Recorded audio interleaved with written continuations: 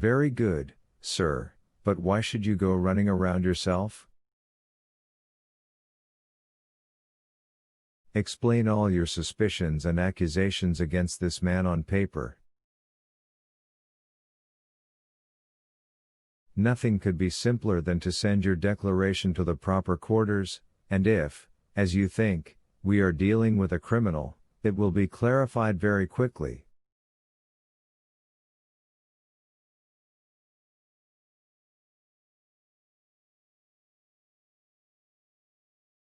But only on one condition: don't strain your head, and try to think less about Pontius Pilate.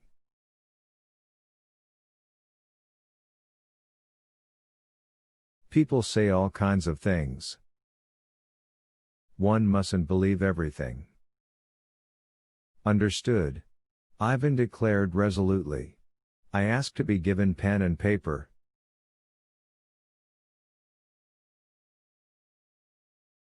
Give him paper and a short pencil, Stravinsky ordered the fat woman, and to Ivan he said, but I don't advise you to write today.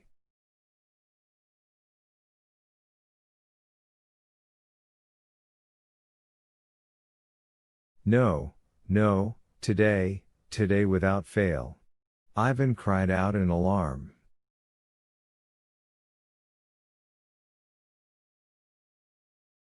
Well, all right. Only don't strain your head. If it doesn't come out today, it will tomorrow. He'll escape. Oh, no, Stravinsky objected confidently, he won't escape anywhere, I guarantee that.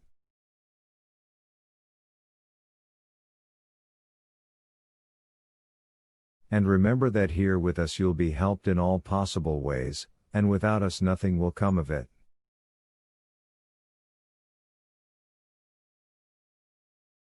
Do you hear me? Stravinsky suddenly asked meaningly and took Ivan Nikolaevich by both hands.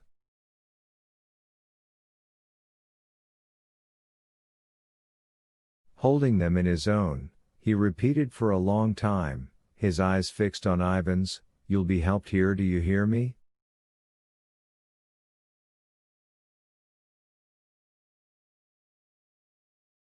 You'll be helped here, you'll get relief, it's quiet here, all peaceful, you'll be helped here. Ivan Nikolaevich unexpectedly yawned, and the expression on his face softened. Yes, yes, he said quietly. Well, how very nice. Stravinsky concluded the conversation in his usual way and stood up, goodbye. He shook Ivan's hand and, on his way out, turned to the one with the little beard and said, yes, and try oxygen and baths.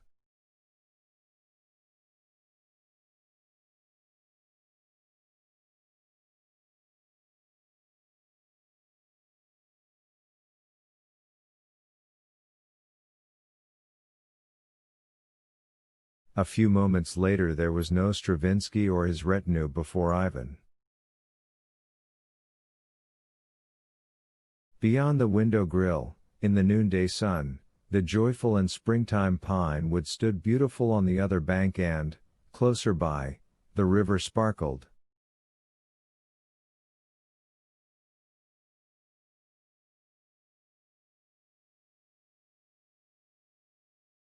Chapter 9. Koroviev stunts. Nikanor Ivanovich Bozoy, chairman of the Tenants Association of No. 302 bis on Sadovaya Street in Moscow, where the late Berlioz used to reside, had been having the most terrible troubles, starting from that Wednesday night.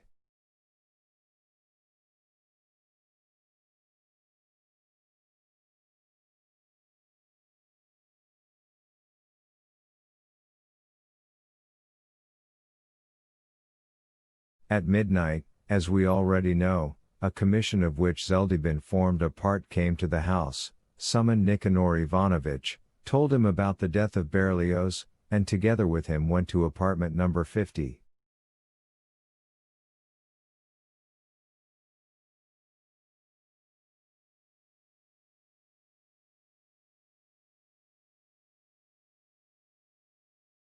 There the sealing of the deceased's manuscripts and belongings was carried out. Neither Grunya, the daytime housekeeper, nor the light-minded Stepan Bogdanovich was there at the time.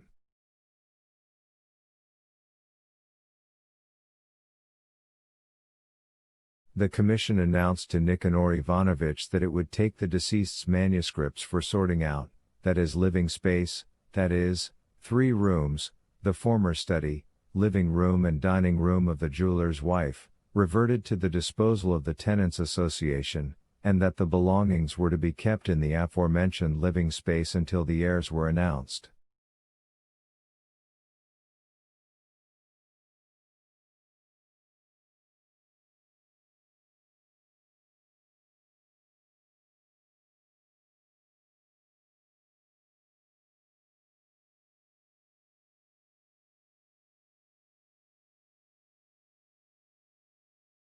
The news of Berlioz's death spread through the whole house with a sort of supernatural speed, and as of 7 o'clock Thursday morning, Bozoy began to receive telephone calls and then personal visits with declarations containing claims to the deceased's living space.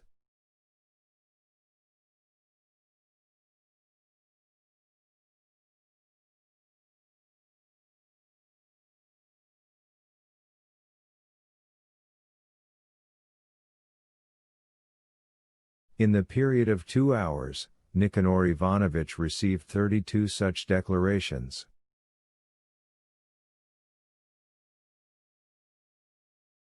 They contained pleas, threats, libels, denunciations, promises to do renovations at their own expense, references to unbearable overcrowding and the impossibility of living in the same apartment with bandits.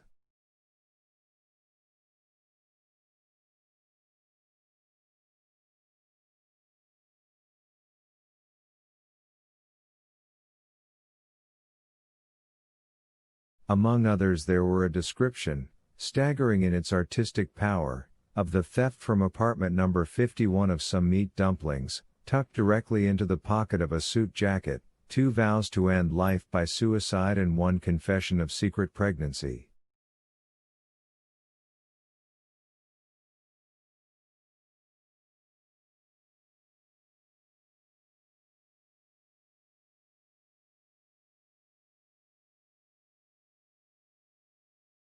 Nikanor Ivanovich was called out to the front hall of his apartment, plucked by the sleeve, whispered to, winked at, promised that he would not be left the loser.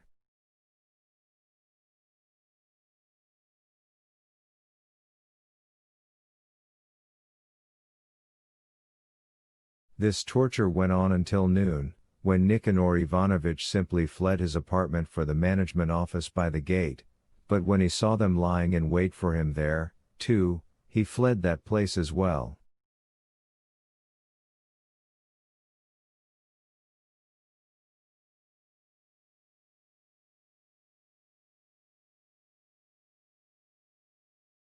Having somehow shaken off those who followed on his heels across the asphalt-paved courtyard, Nikanor Ivanovich disappeared into the 6th entrance and went up to the 5th floor, where this vile apartment number 50 was located.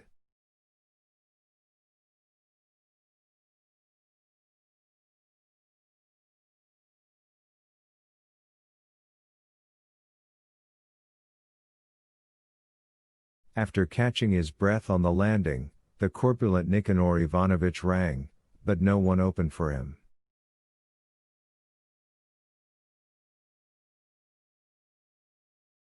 He rang again, and then again, and started grumbling and swearing quietly.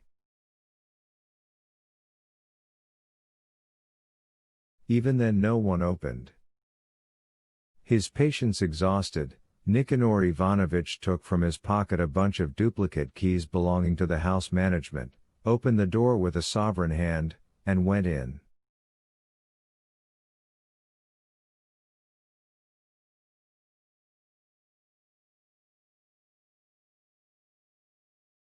"Hey, housekeeper!"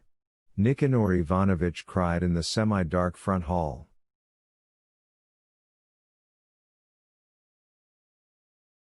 "Grunya, Or whatever your name is. Are you here? No one responded. Then Nicanor Ivanovich took a folding ruler from his briefcase, removed the seal from the door to the study, and stepped in.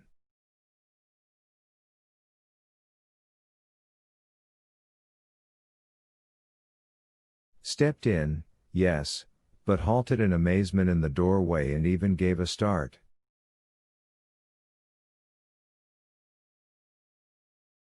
At the deceased's desk sat an unknown, skinny, long citizen in a little checkered jacket, a jockey's cap, and a pince-nez, well, in short, that same one.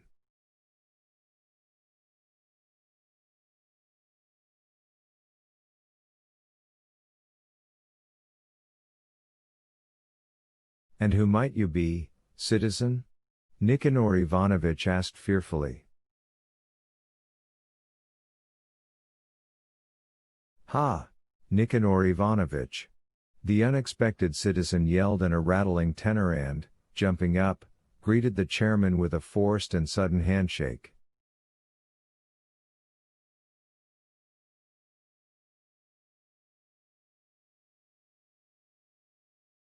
This greeting by no means gladdened Nicanor Ivanovich. Excuse me, he said suspiciously, but who might you be?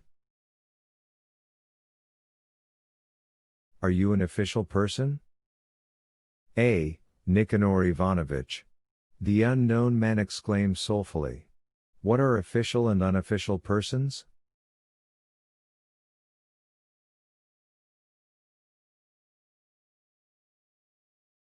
It all depends on your point of view on the subject.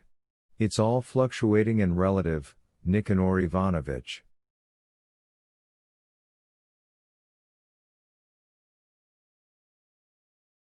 Today I'm an unofficial person, and tomorrow, lo and behold, I'm an official one.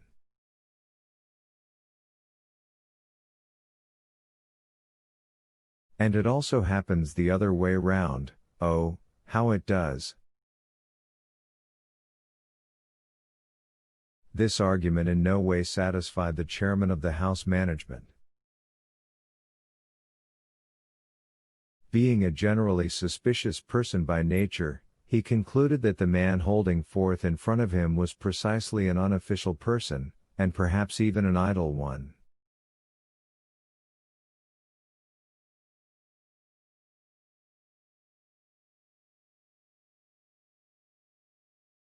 Yes, but who might you be?